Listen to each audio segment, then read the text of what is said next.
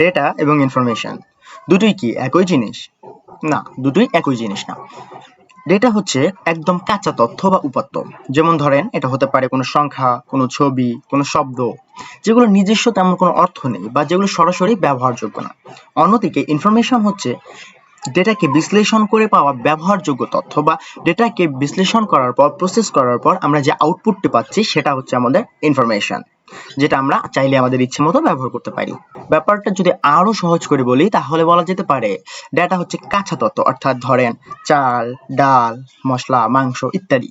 আর information হলো রান্না করা খিচুড়ি, যেটা সহজেই আমরা খেতে পারি বা সহজেই ইউজ করতে পারি, অর্থাৎ ইউজেবল জিনিসটাই হচ্ছে ইনফরমেশন। আর ডেটাকে শুধু আমরা ইনপুট দিতে পারি, ইনপুট দেওয়ার পর যে আউটপুটটা পাচ্ছি সেটা হচ্ছে আমাদের ইনফরমেশন।